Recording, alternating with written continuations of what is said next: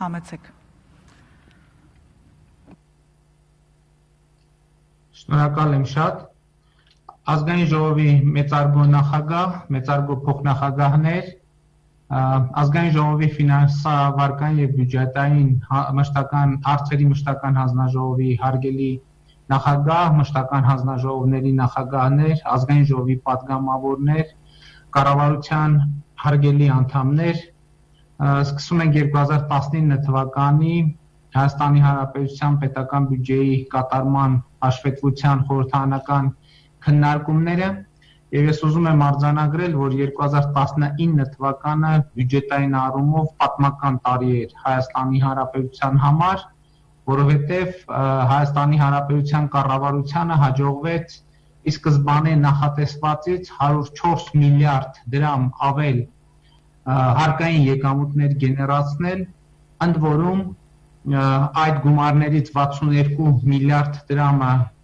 դարձան պետական բյուջեի եկամուտներ, իսկ 42 միլիարդ դրամի չափով մոտավորապես վերադարձվեց ավելացված արժեքի հարկի պարտքը, դեբետը, որը ձևավորվել էր մինչև 2017 թվականի հունվարի 1-ը եւ սա կարծում եմ պատմական իրադարձություն էր, արդեն հայտնի է, որ 19 թվականին արձանագրվել է վերջին առնվազն 12 տարվա համար աննախադեպ 7.6% տնտեսական աճ, ունեցել ենք հարկեր հնա 22.35% ցուցանիշ, որը 1.6%-ային կետով գերազանցում է կանխատեսված եւ 1.4%-ային կետով 2018 թվականի համապատասխան ցուցանիշը։ Եվ քանի որ այնպես ստացվեց, որ այս բյուջեի կատարողականը քննարկում ենք պետական եկամուտների կոմիտեի նախագահ Դավիթ Անանյանի հրաժարականի պայմաններում եւ քանի որ պարոն Անանյանը լքելու է այդ պաշտոնը, ես ուզում եմ օգտվելով առիթից հայտնել շնորհակալություն նրան այս ընթացքում կատարված աշխատանքների համար, արձանագրելով նաեւ որ այս կարծում եմ նաեւ պետական եկամուտների կոմիտեում եւ ընդհանրապես համակարգում փոփոխություններ, նոր փոփոխություններ կլինեն առաջիկայում, ագրեցի, որ մեր կառավարությունը առայժմ ոչ պատմական տարի ունենալու բախտ չի ունեցել կամ ավելի ճիշտ կարող ենք արձանագրել, որ մեր կառավարությունը բախտ է ունեցել եւ կամ վայելում է պատմական տարիներում գործելու կամ պատմական տարիներ իրագործելու հնարավորությունը 2018 թվականը պատմական էր Հայաստանում տեղի ունեցած ոչ բռնի թավշյա ժողովրդական հեղափոխության եւ որ կարեւոր է Հայաստանի պատմության մեջ իր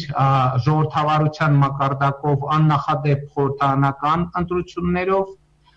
2019 պատմական էր տնտեսական ակտիվության ցուցանիշներով եւ տնտեսության զարգացման գործում քաղաքացու եւ անհատի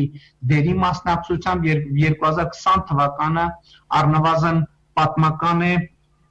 կորոնավիրուսի համաճարակի բերումով եւ պարզ է որ այս տարի մենք տնտեսական որոշակի խնդիրներ ունենալու ենք, պարզ է որ մենք այս տարի ունենալու ենք խնդիրներ համաճարակային առումով եւ ունենք, բայց ես խորհուրդ կտայի, որ մենք չշտապենք հետեւություններ անել այս առումով, թե ինչպիսին կլինի 2020 թվականը, որովհետեւ կարծում եմ, որ կորոնավիրուսի այս ժամանակաշրջանը նոր է սկսվել, դեռ անհայտ է, թե ինչքան այն կտևի եւ արդյունքները եւ նույնիսկ կորուստները ամփոփելու համար վաղ է, բայց ես ուզում եմ կրկին վերադառնալ եւ բյուջեի կատարողականի քննարկման համատեքստում վերադառնալ ի սկզբանե մեր որդեգրած կոնցեպցիային, որը մենք անվանում ենք ճգնաժամը որպես հնարավորություն, որովհետեւ ես կարծում եմ, որ հիմա հենց այս օրերին Հայաստանի Հանրապետությունում խորը վերագնահատման process է տեղի ունենում եւ այդ խորը վերագնահատման process-ը կապված է պետական կարգի եւ անհատի փոխհարաբերությունների։ Այսօր մենք առերեսվում ենք, տեսնում ենք հետազոտում ենք անհատի եւ պետական կարգի, մեզնից յուրաքանչյուրի եւ պետական կարգի հարաբերությունները եւ ըստ էության գալիս ենք մի հետեւյալ հարցի առաջ ենք կանգնում. ինչպես ենք մենք ընկալում մեր պետությունը եւ մեր պետականությունը։ Արդյոք մենք մեր պետությունը եւ պետականությունը ընկալում ենք պատմության դասագրքերում ձևակերպված պետությունը որպես բռնության գործիք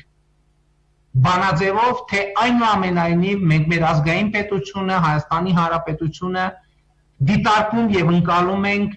որպես պետություն ունենալու մեր կամքի արտահայտություն։ Սա շատ կարևոր եւ հայեցակարգային հարց է եւ կարծում եմ, որ հիմա այս կորոնավիրուսի համաճարակի արդյունքում, հետևանքով, բայց արդյունքում մենք պիտի վերագնահատենք պետական կարգի եւ անհատի հարաբերությունները, որովհետեւ հին ընկալմամբ օրենքները գրում են իշխողները, որպեսզի մեզ քաղաքացիներից պահեն իրենց հսկողության տակ, նոր ընկալմամբ պետք է լինի, որ օրենքները ստեղծում ենք մենք բոլորս որպես համակեցության կանոնների ամբողջություն, որպես պայմանավորվածություն, թե ինչպես ենք մենք ապրելու եւ հարաբերվելու իրար հետ։ Եվ պարզ է, երբ ասում եմ օրենքները ստեղծում ենք մենք բոլորս, նկատի ունեմ այն ինստիտուցիոնալ աստիճանների միջոցով, որոնք ձևավորվում են մեր ազատ կամ արտահայտության միջոցով։ Ժողովուրդը ազատ կամքով ընտրում է խորհրդարան, խորհրդարանը ձևավորում է օրենքներ, կառավարությունը կյանքի է կոչում այդ օրենքները։ Եվ ես ուզում եմ հավատալ, որ հիմա Հայաստանում կրկին հեղափոխական ժամանակներ են, որովհետև 2018 թվականի հեղափոխության ժամանակ մենք վերագնահատեցինք, վերափոխեցինք մեր հարաբերությունները, մեր ազատությունների եւ իրավունքների նկատմամբ կորոնավիրուսային ժամանակաշրջանում մենք պետք է վերագնահատենք մեր վերաբերմունքը կարգապահության եւ ընդհանրապես մեր քաղաքացիական պարտականությունների նկատմամբ եւ այս առումով պետական բյուջեն ունի առանձնահատուկ նշանակություն եւ պետական բյուջեի քաղաքական եւ քաղաքացիական ընկալումը ունի առանձնահատուկ նշանակություն։ Ես այսօր չեմ ուզում բյուջեի թվային տրամաբանության եւ ցուցանիշների վրա շատ կենտրոնանալ, որովհետեւ բազմիցս արդեն այդ թվում խորհրդարանի ամբիոնից առիթներ ունեցել եմ այդ մասին եւ մանավանդ մեր կառավարության անդամները, գերատեսչությունների ղեկավարները ցուցանիշները կներկայացնեն։ Ես ուզում եմ խոսել բյուջեի քաղաքական եւ քաղաքացիական կոնտեքստի մասին, ուզում եմ հավատալ, որ մենք ունենք բյուջեի հին ընկալում, ունենք եւ պետք է հիմա ձևավորենք բյուջեի նոր ընկալում։ Հին ընկալումը հետեւյալն է՝ մարդկանց ընկալումը։ Բյուջեն ընդունում են իշխողները, որպեսզի մեր աշխատած փողի մի մասը տանեն, որպեսզի մեզ թալանեն, որպեսզի մեր ձեռքից վերցնեն, բյուջեի նոր ընկալումը պետք է լինի հետևյալը, որ պետական բյուջեն մեր ընդհանուր դրամապանակն է, որը մենք ձևավորում ենք միասին մեր ընդհանուր կարիքները հոգալու համար։ Եվ իմ կարծիքով բյուջեի հին եւ նոր ընկալումների բանաձևը հստակ այն սահմանն է, որը բաժանում է պետական ժողովրդից ոչ պետական ժողովրդին ոչ պետական ժողովրդից կամ պետականության ունեցող պետականության կամք ունեցող ժողովրդին պետականություն չունեցող եւ պետականության կամք չունեցող ժողովրդից եւ ես համոզված եմ, որ մենք իհարկե գնում ենք այս ճանապարհով եւ այս համատեքստում ուզում եմ ասել, որ ինչքան էլ 2019 թվականը ես գնահատեմ բյուջեի առումով պատմական, կոնկրետ թվային ցուցանիշների վրա հիմնված, մենք բոլորս պետք է նաև արձանագրենք, որ այնուամենայնիվ 2019 թվականին մենք չենք հավաքագրել այն ամբողջ պոտենցիալը կամ բյուջե չենք մուտքագրել այն ամբողջ պոտենցիալը, որ տեսականորեն եւ իրականում գոյություն ունի։ Ամենատարբեր հաշվարկներով Հայաստանում հսկայական ստվերային տնտեսություն գոյություն ունի եւ նույնիսկ որոշ գնահատականներ կան, որ բյուջեի պոտենցիալը, հավաքագրման պոտենցիալը կարող էր ավել լինել մինչև օրինակ 400 միլիարդ դրամի։ Եվ ըստ էության ես կարծում եմ, որ այստեղ հենց մտածողության փոփոխությունն է, վարչարարությունը իհարկե շատ կարևոր է։ Կարգապահությունը նույնպես շատ կարևոր է, բայց ես ուզում եմ ընդգծել մեր գաղափարախոսությունը։ Իմ անձնական ընկալումը, որ կարգապահությունը ոչ թե պիտի լինի ուժային գործադրման եւ հարկադրանքի արդյունք, չնայած ակնհայտ է, որ որոշ դեպքերում եւ որոշ հատվածով այս հարկադրման գործիքը անխուսափելի է, բայց հոգեբանական եւ փիլիսոփայական առումով պետական ժողովրդի համար կարգապահությունը, այդ թվում բյուջետային կարգապահությունը պետք է լինի քաղաքացու պետություն ունենալու կամքի արտահայտություն, որովհետև ելի եմ ասում ինչ է պետական բյուջեն։ Պետական բյուջեն անվտանգություն է։ Հայաստանի Հանրապետության քաղաքացիները չեն կարող յուրաքանչյուրը իր համար, իր ընտանիքի համար առանձին վերցրած անվտանգություն կառուցել։ Դրա համար մենք վճարում ենք կատարում պետական բյուջե, որպեսզի մենք իրար հետ ապահովենք այդ գումարներով եւ ծախսերով մեր համընդհանուր, մեր հավաքական անվտանգությունը։ Համաձայնեք, անտրամաբանական կլիներ, եթե մենք ակնկալեինք, որ ամեն ընտանիք վերցրում է մեր պետական սահմանի մի հատված եւ ընտանիքի անդամներով հերթապահելով պաշտպանում են այդ սահմանը։ Դրա համար մենք հարկերի ձևով վճարումներ ենք կատարում, որպեսզի կառավարությունը իրականացնի մեր այդ ընդհանուր կարիքը։ Ընդ որում ուզում եմ ընդգծել, այդ կարիքը ընդհանուր է, անկախ սոցիալական վիճակից, անկախ կուսակցական պատկանելությունից, անկախ մասնագիտությունից, տարիքից, առողջական վիճակից, նույն տրամաբանությամբ, եթե որևէ մեկը ուզում է Հայաստանի Հանրապետությունում A կետից տեղաշարժվել B կետը, պայմանականորեն ենթադրենք Սևանից գալ Երևան, անտրամաբանական կլիներ, եթե յուրաքանչյուր տեղափոխվող կամ յուրաքանչյուր ընտանիք ինքը իր համար իր սեփական ճանապարհը կառուցեր։ Նախ հնարավոր չի, երկրորդն էլ դա կլիներ խիստ արդյունավետ։ Դրա համար մենք միասին կատարում ենք վճարումներ, որպեսզի մենք միասին կառուցենք մեր ընդհանուր դրամապանակից, որն է պետական բյուջեն, կառուցենք մեր ընդհանուր ճանապարհը։ Եվ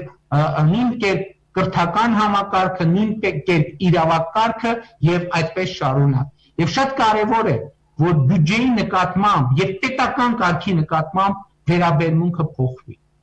Եվ ես հույս ունեմ, որ 2019-ին այդ process-ը սկսել է, չնայած գիտեմ, որ տասնյակ եւ նույնիսկ 100 հազարավոր մարդիկ 2019 թվականին ի հեճուկս իրենց իսկ կատարած հեղափոխության եւ ի հեճուկս կառավարության կոչերի շարունակել են չթողարկել եւ չպահանջել հսկիչ դրամարկղային կտրոններ, շարունակել են դուրս չգրել ուղեկցող փաստաթղթեր եւ այլն եւ այսպես շարունակ։ Բայց ես ուզում եմ, որ մենք բյուջետային քննարկումները, այդ թվում խորհրդարանական քննարկումները ոչ միայն հաշվապահական կատարման եւ մուտքերի եւ ծախսերի տրամաբանության մեջ նայենք, այլև դիտարկենք շատ կարեւոր քաղաքական կոնտեքստում, որովհետեւ բյուջեն եւ բյուջեի նկատմամբ վերաբերմունքը ինձ համար հետեւյալ հարցի պատասխանն է. հայ ժողովուրդը, Հայաստանի Հանրապետության քաղաքացիները ունեն արդյոք կամք պետականություն ունենալու, որովհետեւ պետական բյուջեն Հայաստանի Հանրապետության պետականության ողնաշարն է մի կողմից եւ բյուջեի նկատմամբ պարտավորությունների կատարումը Հայաստանի Հանրապետության քաղաքացու արտահայտած կամ չարտահայտած կամքն է պետականություն ունենալու վերաբերյալ։ Եվ ես այս առումով ուզում եմ ասել, որ վերջին տարիների, վերջին 1.5 տարվա քննարկումների համատեքստում պետքա էական փոփոխություն տեղի ունենա նաև պետական պաշտոնյաների,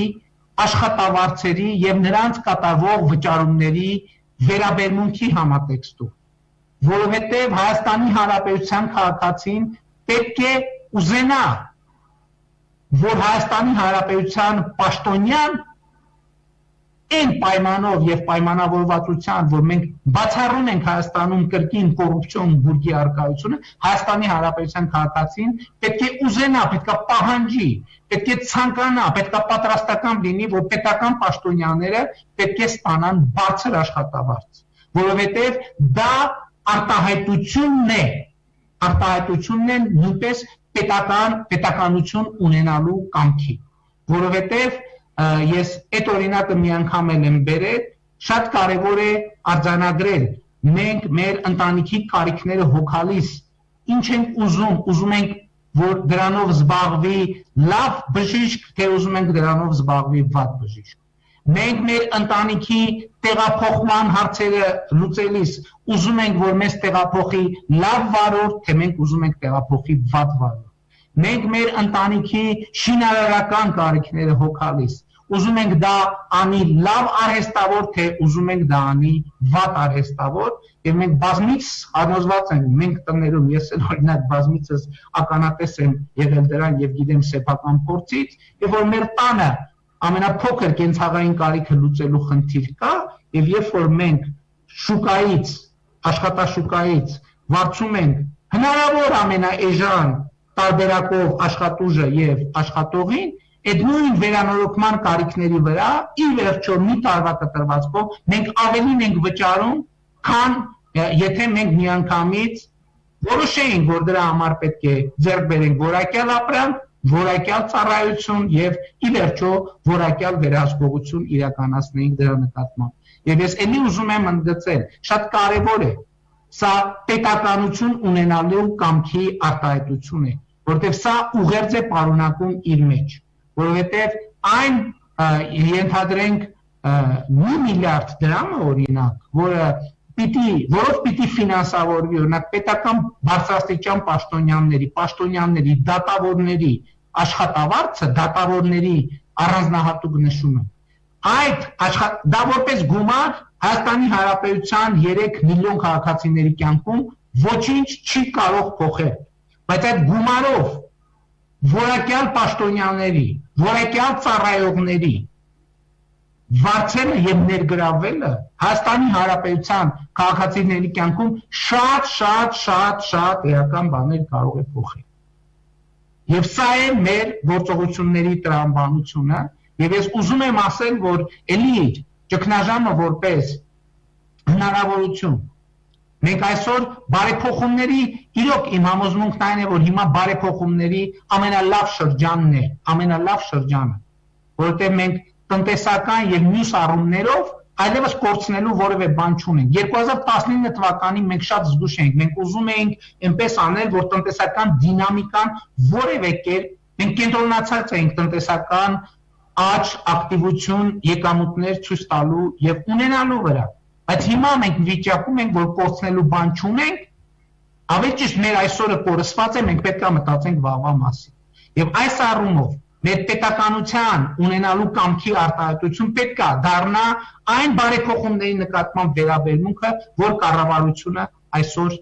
ձեռնարկում է։ Խոսքը մասնավորապես գույքահարկի համակարգի փոփոխության մասին է, խոսքը համատարած եկամտահարկի փոփոխության մասին է, խոսքը առաջիկայում կլինի կանխիկի կրճատման փոփոխության մասին, որովհետև գույքահարկի հետ կապված կա շատ կարևոր մի փիլիսոփայական փոփոխություն։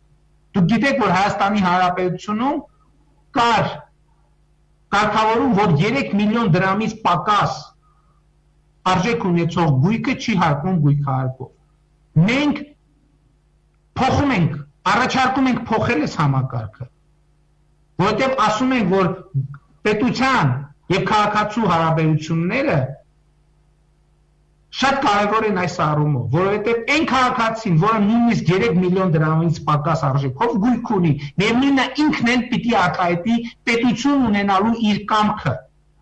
Թող նրա համար ինքը վճարի տարին 100 ուշադրություն եւ գործնականում էլ այդպես է լինելու։ Թող վճարի տարին 100 դրամ, թող վճարի տարին, ոչ թե ամիսը, ոչ թե օրը, այլ տարին 200 կամ 300 դրամ։ Այդ 300 դրամը, որ ինքը պահեց իրեն, որից հիմա մենք իրեն 30 տարի ազատել ենք։ Այդ մարդու կյանքում որևէ բան փոխել է այդ 300 դրամը։ Չի փոխել, բայց պետության կյանքում այդ 300 դրամը շատ բան է փոխում։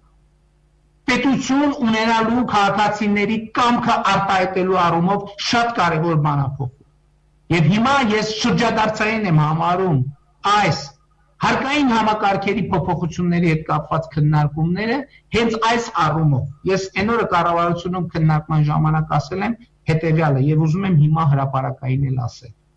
Այս փոփոխությունների կոնտեքստում մենք չենք լուծում